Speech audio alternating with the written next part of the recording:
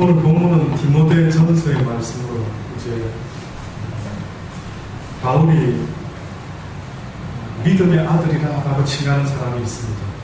그 사람의 이름이 디모데라고 하는 사람입니다. 바울이 2차 전도 여행 때에 루스드라라고 하는 그곳에 갔을 때에 아마 이 디모데를 만나지 않았는가 그렇게 봅니다. 그의 엄마는 유대인이었고요. 그의 아버지는 헬라 사람이었습니다.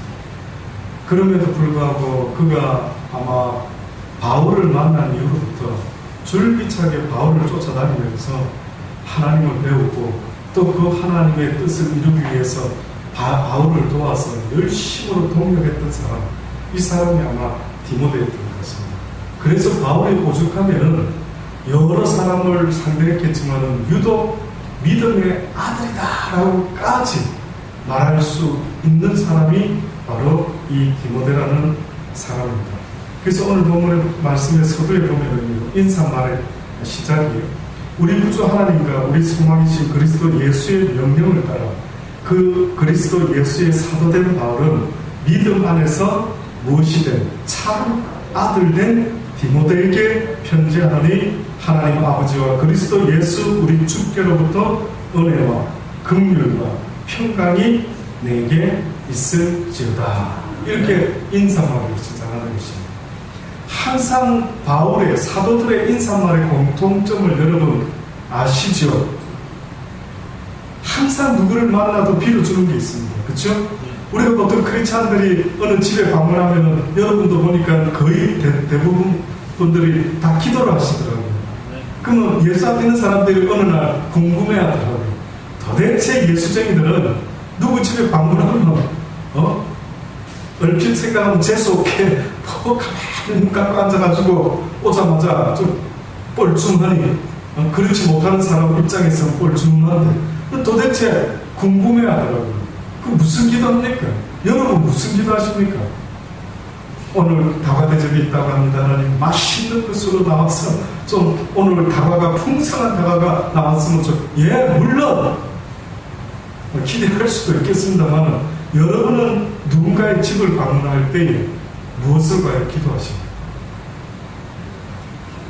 그 기도는 바로 오늘 이 바울이 우리에게 보여주었던 것처럼 주께로부터 은혜와 예수 그리스도 우리 주께로부터 은혜와 긍휼과 평강이 어떻게 보면 이 가정에 있기를 원하나이다 라고 하는 이것이요 예수 믿는 모든 이들이 가는 곳곳마다 기도해야 될 기도의 제목입니다.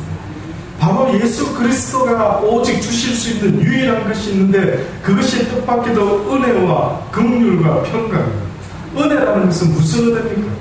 하나님으로부터 오는 은혜는 여러분 생각할 때 부자한테서 오는 은혜가 있다고 말한다면 또 어떤 권세 있는 사람으로부터 나에게 무슨 은혜가 임했다고 한다면 만약에 하나님으로부터 나에게 은혜가 임했다고 한다면 어떤 은혜일 것 같은지 한번 생각해 보신 적이 있습니까?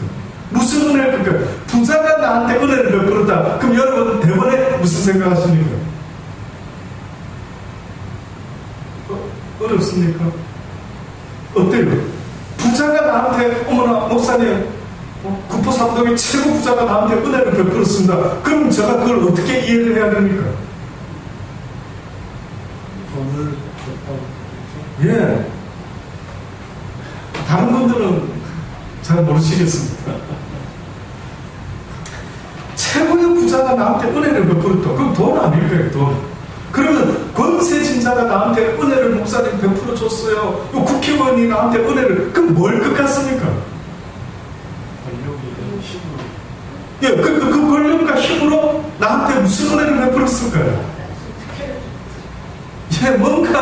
뭔가 한 자리를 했든지 입구를 좀 줬든지 뭔가 비즈니스 할 수 있는 뭘 줬든지 우리는 기대를 한대요. 자 이제 결론적으로요. 제가 한번 물어볼게요. 한 사람씩 다 답변을 듣기를 원합니다. 잘 생각해 보십시오. 하나님으로부터 은혜를 입었습니다. 목사님 제가요 어젯밤에 하나님께 은혜를 입었어요. 목사님 그러면 여러분은 무슨 생각을 하십니까? 구원. 주신 가봅 선물로 주신 게 구원입니까? 어제 구원 주셨습니다. 그렇다고. 또요.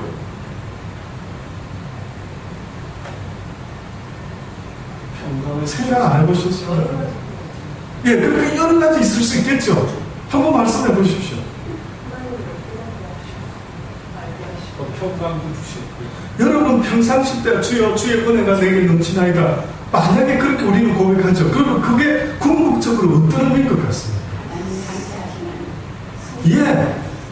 구원뿐만이 아니라 어떻게 보면 구원이라는 그 의미 속에는요, 이제 내가 몰랐던 그 주님의 임재 가운데 내가 주와 함께하고 주를 믿을 수 있는, 그래서 그 하나님을 나의 아버지라고 고백할 수밖에 없는 이 놀라운 주의 임재함 속에서 내가 어젯밤에 만군의 여호와 하나님을 체험하였나이다, 느꼈나이다, 겪었나이다.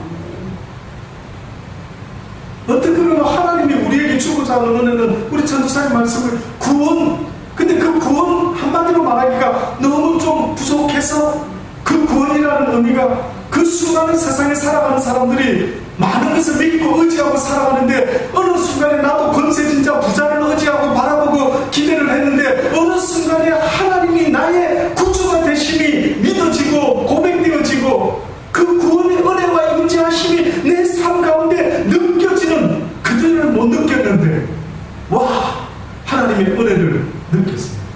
그러니 예수 그리스도를 주라고 부를 수 있는 이것도요, 주님을 찾을 수 있는 이것도요, 날마다 수요일마다 금요일마다 나와서 교회에서 주님을 찾아가는 세상 사람들이 볼 때는 저 재미없는 짓을 왜 하지? 라고 하겠지만은, 그러나 그 은혜로 인하여 날마다 주를 찾고 그 안에서 기뻐하며 즐거워할 수 있는 이 복된 삶이 바로 하나님으로부터는 은혜의 삶이다라고 믿습니다. 그 은혜와 그 다음에 긍휼과라고 했죠. 긍휼은 뭡니까? 긍휼이라고 하는 것은 지금 집사님 말씀하신 것처럼 가장 유사한 단어는 자비입니다. 근데 긍휼이라고 하는 것은 자비와 조금 뉘앙스가 조금 다릅니다. 제가 깨닫는 거는요, 긍휼이라고 하는 것은 어떤 사람이 도무지 긍휼함을 받을 수 없는, 도무지 좋은 쪽으로 생각해 줄 수 없는, 너무나 불쌍하고 너무나 죄되고 너무나 더럽고 너무나 저 인간한테는 뭘 줄 수 없는 상태에 있는 그에게 긍휼히 여기는 마음을 가지고 만약에 그에게 먹을 것 하나를 주었다라고 할 때, 이걸 어떻게 보면 긍휼이라고 합니다. 자비라고 하는 것은 어떻게 보면은 꼭 그런 사람이 아니더라도 내가 주체가 되어서 누군가에게 많은 것들을 베풀어낼 수 있다면 참 그분의 자비하심이 참으로 큰 일이다, 이렇게 표현이 될 수 있어요. 근데 유독 지금 어떻게 보면 바울이 우리에게 보여주는 은사의 두 번째, 인사말의 두 번째가 긍휼이다. 그러면 그 뜻은 뭐냐면, 우리가 죄인 되었을 때에 하나님의 사랑을 도무지 받을 수 없는 그 상태에 있었던 우리에게 예수 그리스도 구원자께서 믿을 수밖에 없도록 그 사랑과 그 은혜를 베풀어 주신 그 긍휼하심을 기억하고는 긍휼이라는 이야기를 했던 거죠. 그리고 무엇이 너에게 있을지어다고요? 평강이 있을지어다. 언젠가도 말씀드렸지만, 크리스찬이 하나님으로부터 은혜받고 긍휼 받아가지고 얻게 되는 보이지 않는 내적인 실질적인 능력의 결과다라고 하는 것은 그건 바로 평강입니다. 예수 그리스도를 믿는 사람들이 실질적으로 얻는 능력의 그 결과물이 뭡니까? 라고 물어본다면, 그 능력의 결과물이라는 것은 바로 내 마음에 평안이 있는 것입니다. 세상에 지진이 일어나고 기근이 일어나고 요동을 하고 내가 가난해져도, 내가 지위가 없어도, 무명한 자이라 할지라도, 가진 것이 아무것도 없다라고 할지라도, 이상하게도 내 심령 속에 평강이 머물러 있다는 것은 내가 바로 하나님의 은혜와 긍휼 가운데 머물러 있는 증거가 된다. 이거는 능력이다. 이게 능력이다. 이게 또 성경에 이제 바울이 말하겠습니다만은, 더 나아가서 어떤 상태까지 이르러나 하냐면 평강의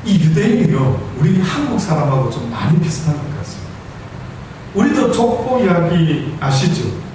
저희 아버님이 그 족보를, 저희 집안 족보를 알려주시는데, 하남과 오성의 후예이라 너희는 경기도 광주이시니라 그러시면서 저희 아버님이 하남과 오성 중에 오성이라 하셨는지 하남이라 하셨는지 그러면서 족보책을 물려주셨어요. 그 저희 집에 그 족보책이 있습니다.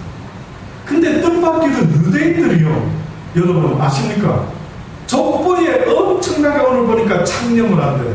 그게 무슨 이야기냐면은 성경에 막 구약 성경에 나오는 아브라함뿐만이 아니라 모든 가게 누가 누굴 낳고 누가 누굴 낳고 할 때 나는 바로 요 사람의 자손이다. 그래가지고요, 제대로 근거도 없는데 근거를 찾아내고 만들어내가지고 족보를 만들거든요. 그래서 나로 말할 것 같으면은 바로 아브라함의 그 후손의 그 누구의 3대 독자의 뭐 누구 가문의 누구다. 뜻밖에도 우리도 한때 얼마나 족보에 대한 이야기들이 계속 막 보면 저거 성 보니까 저거 머슴이었네. 머슴. 혹시 주변에 아시는 성 중에 머슴 성, 저거는 이쪽에 누가 개화하면서 갖다 붙여준 종놈들한테 갖다 붙여준 성인데 저 그런 이야기 들었던 적이 있었대요. 김해 김씨 무슨 수로왕입니까? 김수로, 그쪽 자손들입니다. 뭐 이러면서 자손 이야기를 하면서 얼마나 뼈대 있는 집안의 자손. 뜻밖에도 우리도 한때 그런 시대가 있었던 것처럼 이 유대인들이 뜻밖에도요, 그들의 삶 가운데 저 집안에 뼈대가 있어. 저 집안에 믿음의 뿌리가 있는 거야. 저 집안에 하나님 사랑했던 조상 누가 있는 거야. 그래서 그랬는지 어떻게 보면 성경은 계속해서 하나님도 족보 이야기를 하시긴 하셨죠. 누가 누굴 낳고 누가 누굴 낳고. 그 아버지가 족보 이야기 하신 이유는 딱 한 가지밖에 없습니다. 하나님의 언약이 어떻게 누구를 통하여 성취되는지를 보여주십니다. 그래서 많은 사람들이 성경을 읽을 때 목사님 이 족보 이야기 좀 누가 누굴 낳고 이거 없으면 좋겠는데 왜 성경에 쓸 것도 천지인데 누가 누굴 낳고 누가 누굴 낳고 이거 말로 이렇게 써놨을까요? 왜 써놨는 줄 아십니까? 하나님의 언약의 자손 셋의 후손을 통하여 다시 하나님의 약속의 자녀가 이 땅에 끊어지지 아니하고 그 언약을 아브라함을 통해서 다시 한번 되새기시면서 너의 자손이 하늘의 별과 같이 땅의 모래알과 같이 수많은 자손이 너를 인하여 일어나게 될 것이라. 이 약속을 내가 분명히 이룰 것이라. 그 이루어지나 안 이루어지나 내가 너에게 증거하여 주리. 아브라함은 떠났지만 하늘 안에서 보고 있었거든요. 수천 년이 흘러가고 있는 이 시대에 과연 오늘 이 시대에 그가 생각했던 그 육신의 자손이 아니라 바로 하나님의 믿음의 자손이 그 아브라함을 통하여 전파될 줄은 아브라함도 미처 생각을 못했던 것입니다. 신화와 끝없는 족보에 참는지 말게 하려고 이런 것은 믿음 안에 있는 하나님의 경륜을 이름보다 도리어 무엇을 낸다고요? 변론을 낸다. 무슨 말입니까? 쓸데없는 토론을 하게 된다. 그 진짜가 아닙니까? 그래서 어느 학자들은 막 평생 그것만 연구하는 학자 있죠. 어떻게 보면 그 참 불쌍한 겁니다. 그 사람이 평생 연구해야 될 것은 누구에 대한 연구입니까? 어떻게 보면 왜 하나님께서 예수 그리스도를 이 땅에 보내셔서 우리를 구원하시는가? 왜 우리를 죄 가운데 가두어 두셨나? 왜 우리의 조상이었던 아담과 하와가 선악과를 따먹고 왜 그때 막지 아니하시고 생명나무를 따먹을까봐 그때는 겁내시면서 두루두루 화염금으로 막으시더니만 어찌하여 아담과 하와가 죄 가운데 내버려 두셨을까? 선악과를 따먹도록. 왜 그래서 우리의 세상이 이렇게 불순종에 갇히게 되었고 왜 이렇게 예수 그리스도가 오셨어야만 되고 왜 우리는 예수 그리스도 그 이름이 아니면 구원받지 못할까?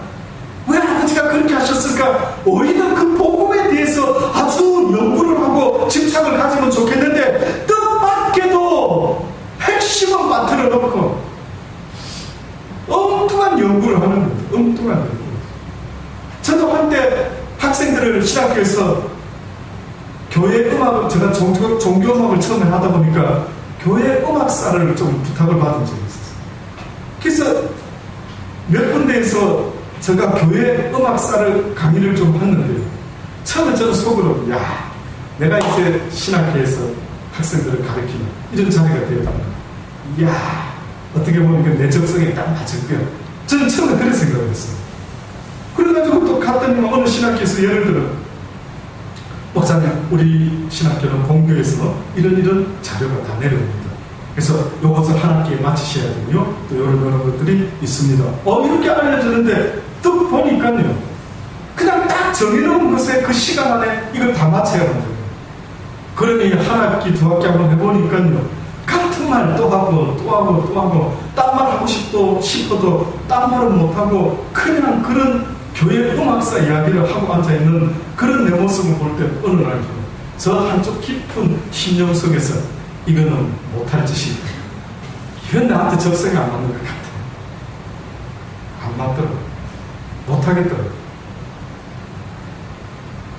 지금 이 순간에 이게 문제 아니라 어떻게 보면 교회 음악이 어떻게 흘러왔으면 어떻고 옛날에 고대 뭐 구약시대의 음악은 어땠고 신약시대의 음악은 어땠으면 어땠는데 그게 구원을 얻을 수 있는 그러한 놀라운 아주 비밀스러운 진리를 한다면 파헤치게 되겠지만 그때 음악은 뭐 이때 음악이 뭐가 다르고 궁극적으로 하나님이 우리에게 원하는 게 있다면 바로 그 하나님의 뜻인 예수 그리스도 그분 한 분만 왜 그분이 만물 전에 지음을 받으셨다가 또 어느 때 보면은 아브라함이라는 자가 조카 롯을 구하려고 318명의 사병을 데리고 그가 잡혀갔을 때 구해왔을 때 왜 그가 만난 어떤 사람 누구였어요?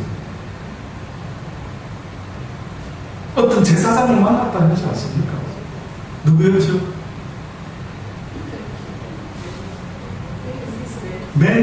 멜기세덱. 들어보셨습니까? 네. 근데 혹시 멜기세덱을 소개할 때 뭐라고 소개했던 거예요? 네, 또 족보도 없고 이름도 없고 시작도 없고 끝도 없고. 제가 신학교에서 재밌었던 거는 바로 이 성경 연구가 재밌더라고요. 그래가지고 제가 신학을 전공했는데 이 멜기세덱은 도대체 누구예요? 샬렘 왕이라 한다면 오직 예수 그리스도 외에는 평강의 왕이라는 이 단어를 쓰지 않는데 왜 구약에서 어디서 아브라함이 얻은 소득에서 10의 1조를 뺏은 것에서 10의 1조를 누구에게 드렸대? 우리가 10의 1조를 누구한테 드리는 겁니까? 하나님께 드리는 건데 왜 아브라함이 그 멜기세덱이 누구길래 그에게 10의 1조를 드렸는가? 근데 나중에 성경에 보니 그가 제사장이라는 표현을 쓰면서 우리의 대제사장이 누구라고 합니까? 예수 그리스도.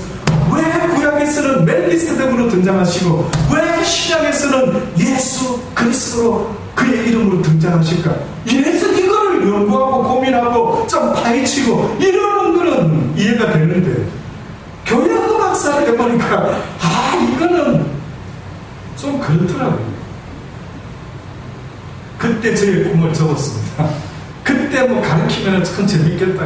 신학교에서 뭐 교회음악사 뭐 어떤 거 주제를 탁 가지고 같은 것만 이야기하고 같은 것만 파헤치는 게 왜 이 말씀을 듣는데 저의 심령 속에 그래 도대체 내가 배우고 깨달고 전해야 될 게 있다면 과연 무엇일까라고 할 때 저로서는 오직 예수 그리스도 그분 외에는 전할 수가 없어요. 다른 거 어떤 것도 시간이 안 갔다. 어떻게 보면 어떤 것도 헛되다.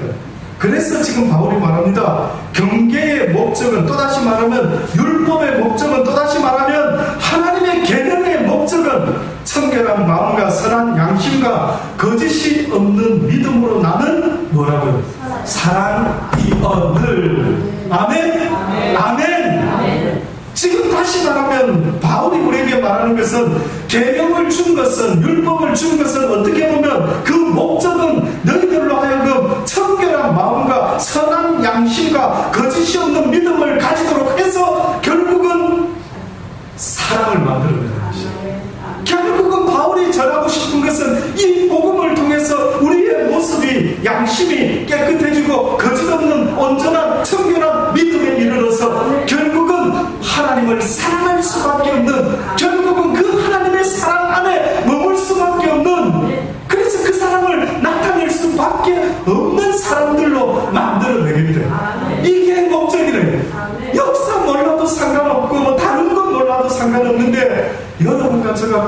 될 것이 있다면 하나님의 그 크신 사랑인 것이다. 그래서 성경에 예수 그리스도가 구원자뿐만이 아니라 하나님의 사랑의 확증이라고까지 성경이 말했으니 기억하셔야 될 것이다. 예수 그리스도의 구속은, 우리를 구원하신 그 구속은, 그 배후에는 무엇이 깔려 있었느냐면 하나님의 사랑이 있었다.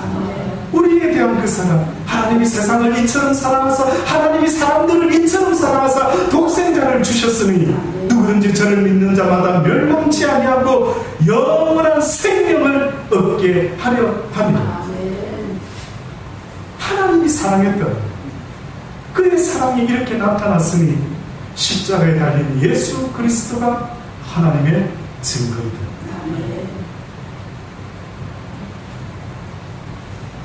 성경에 보면은요, 계명, 율법 이야기할 때 여러분 오늘 지금부터 드리는 이 말씀을 평생 가슴에 새기실 수 있게 되기를 바랍니다. 그게 뭐냐면 우리가 말할 때 계명이라는 말을, 계명을 지켜라 하는 이 말이 곧 결론부터 말씀드리면 하나님을 사랑하는 것입니다. 내가 하나님을 사랑한다는 계명을 지켜야 돼요. 내가 계명을 지킨다는 것은 곧 하나님을 사랑하는 것입니다. 그래서 이 경계의 목적이라는 이 말의 뜻은 바로 하나님의 계명이라는 원뜻이 있습니다. 하나님의 계명. 출애굽기 20장 4절로 보면 우리가 잘 아는 그 10계명에 대한 이야기를 다시 반복해서 하는데요. 이 10계명 중에 2계명 이야기를 보면은 4절부터 6절에까지 하고 있습니다. 출애굽기 20장 4절로 6절에 이르기까지 말씀하는 그 두 번째 계명의 설명을 이렇게 합니다. 너를 위하여 새긴 우상을 만들지 말고 또 위로 하늘에 있는 것이나 아래로 땅에 있는 것이나 땅 아래 물속에 있는 것에 아무 형상이든지 만들지 말며 그것들에게 절하지 말고 또한 그것들을 섬기지 말라. 나 여호와 너희 하나님은 어떤 하나님? 질투하는 하나님인즉 나를 미워하는 자의 죄를 갑대 아비로부터 아들에게로 3, 4대까지 이르게 하거니와 나를 사랑하고 그 다음에 내 계명을 지키는 자에게는 1000대까지 은혜를 베푸느니라. 아멘. 그렇게 이루어지소서. 그렇게 이루어지소서 아버지. 그러니까 성경을 읽다 보면 여러분이 무심코 읽으셨는지 모르지만 한번 주의 깊게 계명이라는 단어가 나올 때 한번 주변을 잘 한번 훑어보시면 꼭 따라 나오는 단어가, 빠지지 않고 나오는 단어가 있는데 그게 바로 사랑이라는 단어입니다. 사랑. 나를 사랑하고 내 계명을 지키는 자. 또 내 계명을 지키는 자는 곧 나를 사랑하는 것이고, 이것이 여호수아 22장에도 보면 5절로 크게 삼가 여호와의 종 모세가 너희 계명과 명령과 율법을 행하여 너희 하나님 여호와를 사랑하고,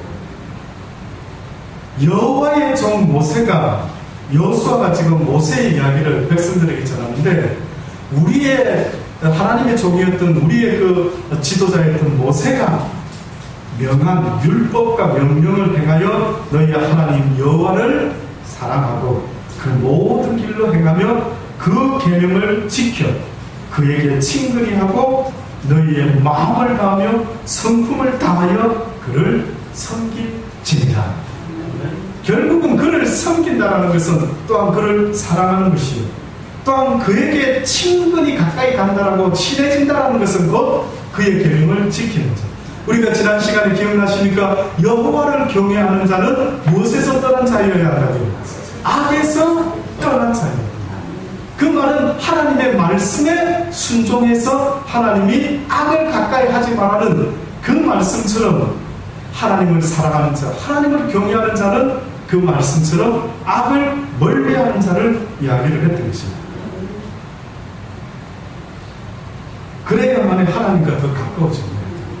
그래서요, 제가 요즘 저한테 큰 숙제 하나가 뭔지 아십니까? 제가 요즘 가장 신경 쓰는 어떤 부분, 호주에서 다녀오고 나서요, 제가 가장 신경 쓰는 부분, 하나님이 싫어할 만한 것, 내가 습관적으로 행했던 것 중에 하나님이 싫어할 만한 것, 특히 저희 아내인 사모가 저에게 호주에 있는 동안 특히 자주 말했던 말 중에 하나가 하나님이 당뇨라는 가시를 주셨으면 당뇨 환자답게 사세요 이러더라고요. 이게 무슨 말이야? 당뇨를 하나님이 주셨으면 당뇨 환자답게 사세요. 또다시 말하면 당뇨 환자에게 여러분 아시죠? 뭐 먹지 마라, 단 거 먹지 마라, 뭐 탄수화물 먹지 말고 고칼로리 뭐 줄이고 맞습니까? 그러면 지키라. 당뇨 환자답게 하나님이 그 가시를 주셨을 때는 왜 주셨을까 생각해봐라. 어떻게 보면은 하나님이 우리 영혼을 위해서도 내 영혼을 깨끗게 하기 위해서 하나님이 우리에게 뭐라고 말씀합니까? 모든 죄악에서 떠날지어다. 하나님이 싫어하는 모든 것에서부터 너희가 떠날지어다 라고 그렇게 말씀합니다. 맞습니까? 그래서 내 영혼에 문제가 있는 하나님을 알기 전에 행했던 모든 나쁜 습관들을 버려라라고 그렇게 영적인 것도 말씀하신 것처럼 어떻게 보면 당뇨라는 것도 어떻게 보면 네 육이 건강하고 싶으면은 그 당뇨가 환자가 먹어서는 안 되는 것들 먹지 마라. 먹지 마라. 제가 하나님을 알기 전에 저 습관을 돌아봤어요. 어떻게 보면 저는 하나님 알기 전에 어렸을 때부터요, 집에 딱 들어오면 저희 집 거실에 가장 중앙에 있는 게 있었습니다. 어렸을 때인데도 그 시대에 다른 집에는 별로 없었던 것인데 저희 집에는 있었습니다. 혹시 뭔지 아십니까? 흑백 텔레비전 19인치 여다지식으로 나온 게 있었습니다. 예. 그때 저희 집에 텔레비 뭐 시간 되면은 주변에 친구들뿐만 아니라 어쨌든 함께 텔레비 보려고. 저는 어렸을 때부터 저희 거실의 중앙에 텔레비가 있었습니다. 그래서 저는 하나님을 제대로 배우기도 전에 어떤 습관이 있었는가 돌아보니까요, 무의식 중에 집에 오면 텔레비 키는 습관, 뉴스 보는 습관, 신문 보는 습관, 나름대로. 그리고 말을 때로는 기분 나쁘면 함부로 말하는 습관. 하나님을 제대로 알기도 전에 제가 갖고 있던 저 모습이 있었단 말입니다. 혹시 여러분 지금 한번 잠깐 생각해 보실 수 있습니까? 내가 하나님을 알기 전에 나는 어떤 인간이었지? 나는 어떤 사람이었지? 제대로 하나님을 알기 전에. 근데 그게 하나님을 알고 나서부터 혹시 바뀌었다라고 생각하는 분 있습니까? 저는 바뀌었습니다, 목사님. 저는 옛날에 이런 사람이었는데 예수 믿고 나서 이것은 분명히 바뀌었습니다. 뭡니까? 근데 그 바뀌었습니다라고 말하는 것도요, 아마 100가지 중에 한두 가지일걸요. 죄송합니다.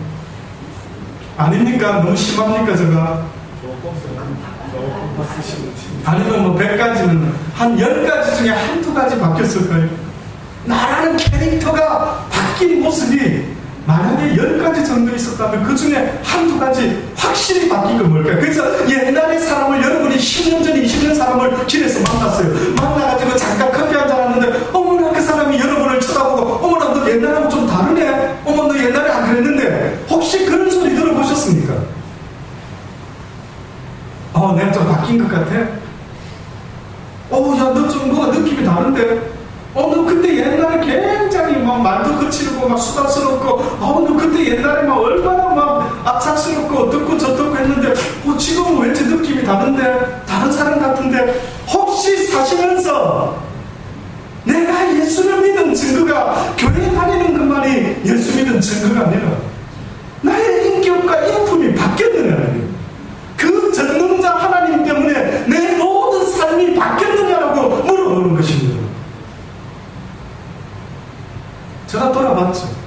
저도 많이 바뀐 것 같은데 보니까요, 여전히 뭔가 좀 줄어들기는 했는데 완전히 끊지 못하는 것이 뭐 없나 보니까 너무 많아. 이것저것 막 생각을 하니까 막 겁나는 겁니다. 그래서 저희 사모가 제가 떠날 때에 신신당부한 어떤 한 가지가 뭐였느냐면, 제발 있는 날 어느 곳에 가서 있든지 간에 당뇨 환자답게 사세요. 이 말이 저 가슴 속에 자꾸만 소리가 나요. 당뇨 환자다. 그 저는 솔직히 말해서 여러분 아시죠? 제가 뭘 먹다가 막 맛있는 거 생기고, 사실 얼마 전에 한두 달 전인가요? 언젠가 우리 전도사님들이랑 이렇게 우리 한 집사님 토요일에 한 번씩 제가 너무 외롭게 지내가지고 차로 이렇게 같이 식사도 나누면서 하나님 이야기 나누고 또 교회 이야기 의논하고 뭐 이런 시간 삼아 그렇게 토요일마다 모일 또 장도 볼 때 그 시간을 활용해서 장도 좀 보고. 근데 어느 슈퍼에 갔을 때 뭐 어디 갑니까? 이마트인 거 어디 갔는데 하필이면 실내 들어가는 입구 앞에 뭐가 있었습니까? 아이스크림 박스가 딱 있는데 더웠습니다. 너무 더웠습니다. 그것도 하필이면 차 안에서 갑자기 뭐 전도사님이요, 본인이 뭐 누가 봐에 뭐 겉에 뭐 뿌려 뭐 하여튼 뭐가 맛있는 아이스크림 이야기가 나와가지고 머릿속에 상상이 되기 시작했어요. 아, 맛있겠다. 내가 당뇨만 아니었으면 정말 한 2개쯤은 먹고 싶다. 이런 생각하는데 하필이면 그때에 마침내 다시스로 떠나는 배가 딱 대기했던 것처럼 어째 고참에 그 이마트 앞에요, 입구에 보라는 듯이 아이스크림 박스가 딱 있는 거예요. 그것도 그냥 제 값에 팔지 좀 세일을 했던 거예요. 세일하는구나. 와, 얼마 안 하는데 먹어봤어요. 이래가 제가요 또 어떻게 했습니까? 에이, 이거 하나 먹는다고 막 어찌 되겠나? 또 무너지면서 아이스크림을 맛있게 먹고 그 다음날 좌절했던 기억이. 또 당뇨를 체크해보는 순간에 이게 뭐지? 왜 이렇게 떨어지지 않지? 날마다 애를 쓴다라고 몸부림을 치지만은요, 어느 때 보면은 저희 아내의 말처럼 왜 당뇨 환자답게서 당신이 보통 사람하고 똑같은 줄 아느냐? 왜 그렇게 하느냐? 자꾸만 기회쟁정합니다. 이것은 육의 이야기뿐만 아니라 우리 영혼의 이야기에도 어떻게 보면 주님께서 뭐라고 말씀합니까? 네가 구원받은 내 백성으로 살아야 되지 않겠느냐? 네가 이제 내 사랑을 배웠다면 이제는 옛날 사랑 없었던 네 모습과는 달라져야만 되지 않겠느냐라고 지금도 계속 말씀하고 있는 것입니다. 그래서 이 밤에도 저의 입을 통해서 이 바울 사도의 그 진리의 말씀을 제가 다시 예언을 하고 있는 것 아닙니까? 그가 경계의 목적은, 계명의 목적은 청결한 마음과 선한 양심과 거짓이 없는 믿음을 가지고 그 다음에 나타나는 그 사랑으로 모든 이들에게 사랑을 나타내야 합니다.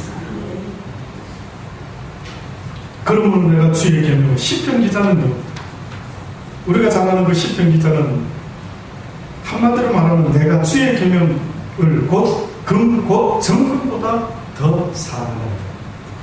이에 어떻게 보면 제가 가장 그의 믿음이 어떤 믿음이에요? 시편 기자가 시편 119편에 했던 이 말이 그의 믿음이 어떤 믿음이었는가라고 보면 그는 어떤 생각을 갖고 있었냐면 주의 계명을 곧 정금보다 더 사랑하나이다. 우리가 사랑해야 될 것은 오직 예수 그리스도인데 지금 이 시편 기자는 계명을 정금보다 사랑한다지 않습니까? 곧 그 말은 하나님을 사랑하는 것은 곧 그의 계명을 사랑하고 지키는 것이다. 진짜 사랑한다면 뭐든지 할 수 있다 없다? 있다. 진짜 사랑합니다. 그래서 여자들이 사랑하는 남편의 아이를 가졌을 때에 어떤 이야기를 합니까? 그때만큼은 남편에게 갑자기 자다가 일어나서 여보 갑자기 떡볶이가 먹고 싶어 이러면 어떻게 합니까? 들어줍니까? 안 들어줍니까? 들어줍니다. 예, 우리 한 집사님은 다 들어주셨답니다. 나중에 같이 사는 분은 확인이 필요하겠습니까? 들어주셨다 하지 않습니까? 왜 그랬습니까? 사랑하는 여인이 어떻게 보면 나를 닮은 생명을 잉태했을 때 그 놀라움과 경이로움은 이루 말할 수 없어서 어떻게 보면 가장 조심스럽고 위해주는 연약한 질그릇을 대하듯이 조심스럽게 대해주는 어떤 시기가 있을까 아마 그럴 때 아닐까요? 그래서 그때는 사랑하는 사람이 뭘 먹고 싶다면 저도 많은 걸 해주지 않았는데 딱 하나 기억납니다. 갑자기 저희 사모가 지금 또 제가 좀 기억을 제대로 못할 수도 있습니다. 캠시라는 곳에서 분명히 살았는데 자주 갔던 해물국수집 같은 그 월남국수도 파는 이런 어떤 집이 있었거든요. 갑자기 그 집에서 월남국수가 먹고 싶다나 해물국수가 먹고 싶다, 뭘 하나 먹고 싶다는 거예요. 시계를 딱 보니까 저녁 시간이 지난 시간이에요. 이거 짜증. 그때 한번 가봐야지. 성의를 보여야지. 갔다 오고. 제가 달려간 기억이 나요. 근데 보니까 거의 화장을 하는 겁니다. 쫓아 들어가서 그 중국 사람한테 베트남 사람인지 제가 이야기를 했습니다. 한 그릇 테이크웨이를 하고 싶은데 한 그릇 해줄 수 있겠느냐. 사실은 우리 아내가 지금 임신 중에 있는데 갑자기 너희 가게 이 국수가 너무 생각이 나서 먹고 싶다는 거예요. 이랬더니만 기억이 나요. 오케이 하면서 파장했는데 탁탁 만들어가지고 그래서 제가 갖고 달려갔던 기억이 나요. 그게 저 기억이 지금 월남국수 같은 그 국수였던 것 같아요. 이 동일한 이야기가 주님도 우리에게 자꾸만 말씀하는 거예요. 너희가 진짜 사랑한다면 그럴 수 있대. 그 사랑이라는 것이 어디까지 나타나실 수 있느냐라는 걸 말씀했는데 그 사랑은 끝은 바로 너의 생명까지도 내어놓는 것이다.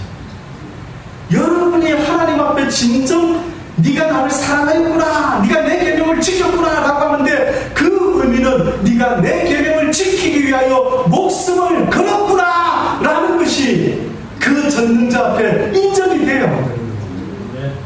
그 전능자가 우리가 주의 계명을 지키려고 하다가 굶어 죽든지, 주의 계명을 지키려고 하다가 사기를 당하든지, 주의 계명을 지키려고 하다가 내 생명까지라도 굶어 죽든지, 주의 계명을 지키려고 하다가 네가 생명을 베었으니 네가 참으로 나를 사랑했다.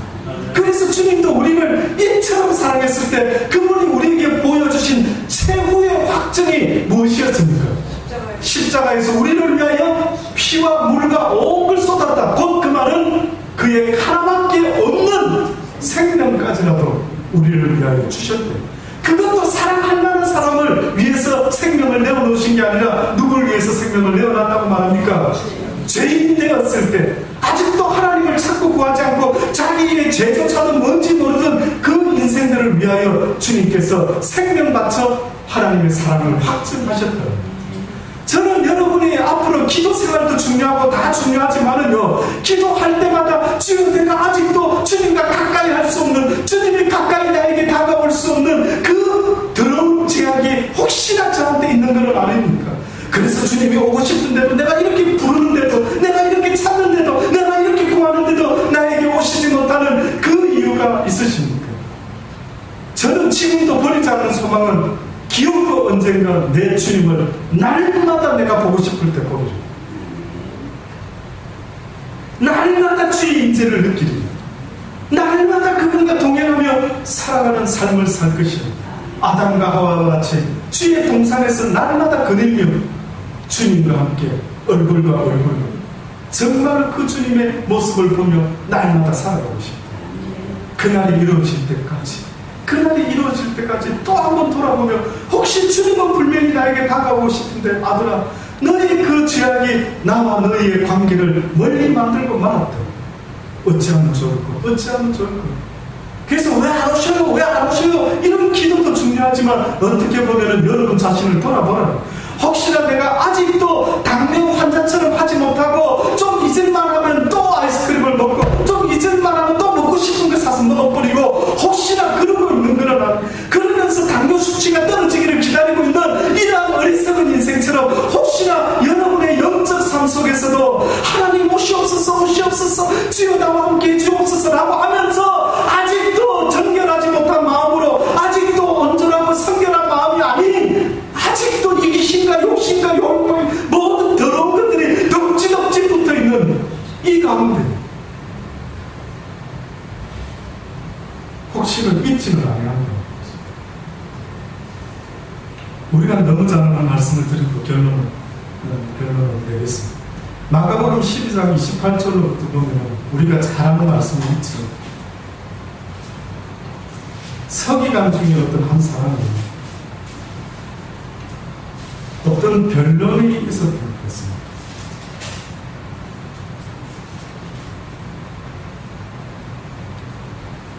어떤 변론이 있었는데 그 사람이 어떤 변론을 듣고 갑자기 예수께서 대답을 잘 하신 줄을 알고 나와 질문을 하는데, 그가 어떤 질문을 하냐면, 예수님, 모든 계명 중에 첫째가 무엇입니까? 이렇게 물어봅니다. 그때 예수님께서 대답하시죠. 모든 계명 중에 첫째. 계명이 많이 있는데 예수님 당신은 계명 중에 첫 번째 계명이라 한다면 뭘 드시겠습니까? 라고 했더니만 내 마음을 다하고 그다음 목숨을 다하고 뜻을 다하여 힘을 다하여 주 너의 하나님을 사랑하라 하신 것이다. 둘째는 이것이니 내 이웃을 내 몸과 같이 사랑하라 하신 것이다. 이에 더 큰 계명이 없느니라. 자, 이렇게 했죠. 서기관이 가로되 선생이여 올소이다. 하나님은 한 분이시여 그 외에 다른 이가 없다 하신 말씀이 참입니다. 그러면서 이 서기관이 하는 말 좀 들어보십시오. 이 서기관이 방금 주님이 답변한 것을 자기 입으로 고백을 하기 시작하는데 뭔가 똑같은 것 같은데 하나가 빠져 있습니다. 뭘 빠뜨리고 말하느냐 하면 마음을 다하고, 그는 말하기를 마음을 다하고 지혜를 다하고 힘을 다하여 어떻게 해요? 하나님을 사랑하는 것과 또 이웃을 제물과 같이 사랑하는 것이 전체로 드리는 모든 번제물과 기타 제물보다 나옵니다. 이랬더니만 예수님 대답이 뭔 줄 아십니까? 예수께서 그 지혜 있게 대답함을 보시고 이르시되 내가 하나님의 나라에 어떻다고 말합니까? 멀지 않도다. 좋은 뜻일까요? 좋은 뜻일 수도 있겠지만 뉘앙스가 어떤 걸까요? 딱 이 정도로 고백했으면 어떻게 보면 그래 하나님의 나라가 너의 것이니라 뭐 이렇게 어떻게 보면 대답을 너무 잘했기 때문에 이랬는데 하나님의 나라에 멀지 않다. 참 가까이 왔다. 어떻게 보면 참 네가 깨닫고 있는 게 하늘나라 가까이 지금 오고 있는 것 같아. 근데 제가 듣기에는 여러 가지 사람마다 들을 때 느낌이 다 다를 수 있는데 제가 개인적으로 느끼는 것은 이 사람이 좀 멀다라고 하는 것에 어떤 의미가 조금 있는 것도 같아요. 뉘앙스가. 가만히 보니까 뭐 하나 빠졌더라고요. 그러니까 이 사람은 하나님을 사랑하되 다르게는 사랑하겠는데 뭐는 걸지 않는 겁니까? 목숨 하나 거예요. 목숨. 미처 모르셨죠? 미처 모르셨죠? 이야, 예수님은 분명히 마음을 다하고 눈에 보이지 않는 마음을 다하고 어떻게 보면 네 육신의 목숨까지라도 다해라 이 뜻입니다. 마음을 다한다는 것은 마음은 죽지를 못하지 않습니까? 어떻게 보면 마음은 죽이고 살리는 문제가 아니잖아. 그러니까 네가 하나님을 사랑할 때 네 마음 애간장을 다 써서 사랑하고 또 나아가서는 죽으면 죽으리라 할 정도로 또 목숨까지도 내어놓을 수 있는 그 사랑, 내가 너를 사랑한 것처럼 너도 나를 사랑해라는 그 말은 어떤 뜻이 있습니까? 내가 목숨 버려 너를 사랑했으니 너도 나를 사랑할 때 어디까지 나와야 된다고요? 목숨을 버리라. 그래서 제가 어느 날 기도 중에 하나님께서 저의 부족함을 지적하실 때 네가 아직도 너의 목숨을 왜 내어놓지 않느냐. 다시 말하면 죽으면 죽으리. 제 아내가 그랬다 하지 않았습니까? 요즘 자주 생각습니다만 뭐 호주에 가고 싶다, 한국에 있고 싶다, 뭐 괴롭다, 뭐 당뇨 때문에 힘들다, 저혈당 같다 이러다가 죽는 거 아니야. 뭐 제가 헛소리를 조금 했더니만은 왜 자꾸 그런 말을 입에 내십니까? 그러니 그런 말을 그러면 와이프한테 아내한테 이런 말 하지 누구한테 그러면 내가 박신자 찾아가서 그 말 할까? 내가 뭐 전도사님 찾아가서 그 말을 당신이니까 이야기를 그랬더니만 뭐라고 하는지 아십니까? 죽을 것 같으면 말하지 말고 그냥 죽으십시오. 이러면 제가 속에서 욱한 이게 와이프인가 어찌 내가 장가를 잘못 갔는가 막 순간적으로 막 감정이 와 이런 말을 하고 이러니까 와이프가 아니야. 이럴 수 우리 교인들은 나한테 절대 이런 말 하는데 마땅히 나를 위하여 해야 될 말을 해야 될 이 아내가 이런 독설을 퍼붓다니 막 순간적으로 욱하는 게 생깁니다. 그래가지고 감정이 안 좋아서 호주로 갔는데 한마디 하더라고요. 여보, 나의 생명보다 내가 더 사랑하는 여보. 그러더라고요.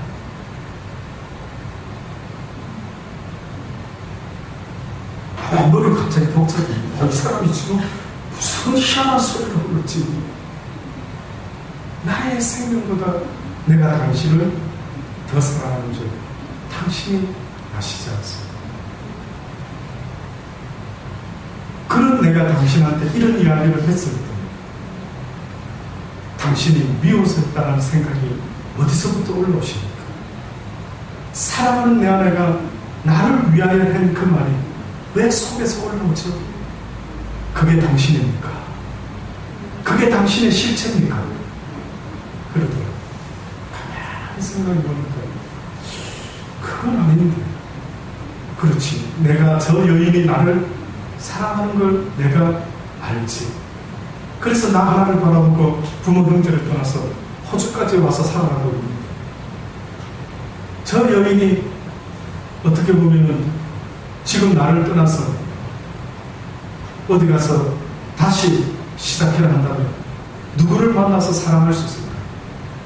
일평생 나를 사랑함으로 결혼해서 지금까지 몸부림을 치며 하나님 앞에서 애를 쓰는 그 모습 봐왔는데, 그런데 왜 내 속에서는 그 이야기가 욱하게 느껴질까?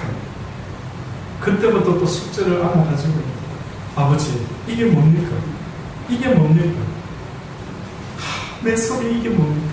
그때 주님이 깨달음을 주시는 거예요. 사랑하는 아들, 네가 나를 따른다고 하는 것은 곧 너를 부인하는 것이야.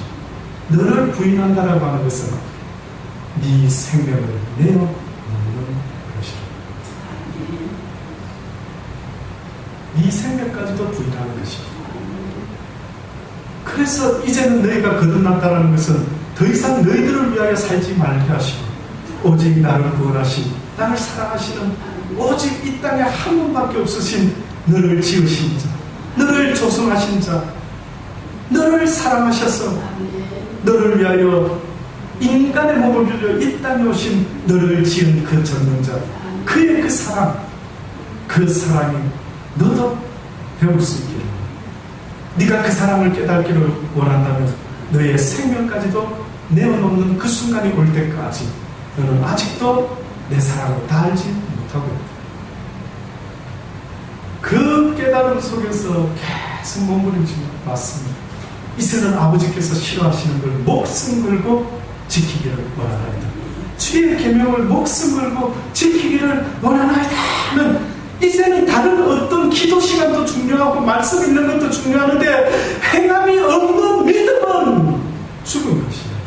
주의 계명을 행하지 않는 믿음은 죽은 것이다. 나의 계명을 가지고 지키는 자라에 나를 사랑하는 자니 나를 사랑하는 자는 내 아버지께 사랑을 받을 것이요 나도 그를 사랑하여 그에게 나를 나타내리라고 요한복음 14장 통해서 말을 하셨던 것입니다. 또한 뿐만 아니라 15장에도 아버지께서 나를 사랑한 것 같이 나도 너희를 사랑하였으니 나의 사랑 안에 거하라, 나의 사랑 안에 거하라. 내가 아버지의 계명을 지켜 그의 사랑 안에 거하는 것 같이 나 예수도 내 아버지의 계명을 지켜 내가 그의 사랑 안에 거하는 것 같이 너희도 내 계명을 지키면 내 사랑 안에 거하게 될 것이다. 너희가 내 계명을 지키면 너희도 내 사랑을 알게 될 뿐만 아니라 내 사랑 안에 내가 거하고 네가 또 나와 함께 거하게 될 것이다. 그래서 주님께서 어떻게 보면 내가 문 밖에 서서 문을 두드리노니 누구든지 문을 열어주면 내가 그에게로 들어가 그로 더불어 먹고 마시고 그는 나로 더불어 먹고 마시고. 뭘 먹고 마신다? 사랑 안에서 모든 일을 행하게 될 것이다. 네가 마음의 문을 열어놓죠. 네가 내 계명을 지키려고 결심만이라도 해준다면 내가 너를 도우리라. 결심은 네가 했다고 이룰 수 있는 힘은 내가 더하리라. 믿으십니까? 믿어지시기를 주의 이름으로 고백합니다. 결심하시기를 바랍니다. 결심해봤자 나는 안 될 거야. 이때까지 살아온 세월이 얼마인데 내 습관을 하루아침에 어떻게 바꿔? 아마 그래 이래 살다 죽을래? 얘 살다 죽을 수 있는데 아마 그 끝은 다르다. 그 끝이 다르다. 그래서 결심하고 결심해서 주여 맞습니다. 오늘 그 말씀이 아멘입니다. 나도 나를 돌아보고 이제는 하나님의 자녀답지 못한 내 모습, 내 습관, 내 나쁜 모든 행실을 내가 아버지 앞에서 이제는 멈추기를 원하나이다. 주여 도우소서. 이제는 이것 때문에 막 핏방울이 되도록 기도를 해보실 수 있게 되기를 원하는 거예요. 너무 많이 배우려고 하지 말고 아는 것을 지켜야 하는 믿음 주여 행하게 하여 주옵소서. 그래 네가 행하기를 원하느냐? 네가 내 사랑만 제대로 알면은 네가 그 사랑 안에서 능치 못함이 없고 모든 두려움을 내어 쫓나니 사랑은 마지막 확증입니다 라고. 네 삶의 마지막 믿음의 확증은 그 사랑이다. 사랑은 심판 앞에서도 두려움을 내어 쫓을 수밖에 없다. 내가 이것은 너희에게 이름은 내 기쁨이 너희 안에 있어 너로 기쁨을 충만하게 하려 한다. 내 계명은 곧 내가 너희를 사랑한 것 같이 너희도 서로 사랑하라 하는 이것이다. 사람이 친구를 위하여 자기 목숨을 버리면 이에서 더 큰 사랑이 없나니 너희가 나의 명하는 대로 행하면 곧 나의 친구라. 이제부터 너희를 종이라 하지 아니하느니라. 왜? 종은 주인이 하는 것을 알지 못하고 그저 시키는 대로 순종만 하면 그뿐인 모습이지만 나는 너희를 종으로 원하지 않는다. 나는 너희가 내 음성 듣고 오른쪽 갈까요? 왼쪽 갈까요? 이런 식의 종의 모습을 원하는 것이 아니라 나는 너희가 나의 친구가 되어 나의 뜻을 서로 나누고 의논하면서 그 뜻을 이루는 백성들이 되기를 원합니다. 너희를 친구라 하였노니 종은 주인이 하는 것을 알지 못하나 그러나 친구도 다르다. 내가 내 아버지께 들은 것을 다 친구인 너희에게 알게 하였습니다. 기도하시겠습니다. 좋으신 아버지 하나님, 그렇습니다. 아버지의 계명을 지키기를 원하나이다. 그 계명 하나도 제대로 지키지 못하면서 옛날 예수님을 알기 전에 예수님을 사랑한다고 고백하기도 전에 행했던 세상을 사랑하는 그 마음은 그대로 내버려 두고 옛날에 사귀었던 남자친구, 여자친구 다 끊고 이제는 나는 당신과 결혼하기를 원하나이다 라고 고백해놓고도 또 옛날 친구를 만나고 있다고 한다면 참으로 어처구니 없는 결혼일 텐데 우리는 주님만을 사랑합니다라고 하면서 아직도 세상의 옛 모습 그대로 하나님을 알기 전에 그 모습 그대로 습관적으로 바꿀 생각도 못하고 당연한 것처럼 나는 이런 모습이야라고 스스로를 위로하며 스스로를 이해해주며 지금도 살아가고 있지는 않습니다. 아버지여, 이제는 주님이 싫어하는 1.1일이라도 아버지여 행하지 않고자 소원합니다. 모든 악을 싫어하는 주님, 어떠한 악의 형상이라도 어떠한 거짓의 말이라도 하지 말라고 하신 주의 말씀을 우리가 다시 한번 명심하게 하여 주옵소서. 예수님의 이름으로 감사하며 기도드리고 나이다. 아멘. 복음 생각을 잘하십시오. 296장 하나님이시여 주는 나의 하나님이시로다. 나의 몸과 마음 주를 닮아오니 이제 내가 주께 고백하니 여호와는 나의 힘이요 여호와는 나의 구원이시니 내가 누구를 두려워하며 여호와는 생명이 피한 자시니 주의 인자가 생명보다 나으로 내 입술이 여호와를 찬양하리이다. 내 평생의 주를 찬양하며 주의 이름으로 내 손을 들고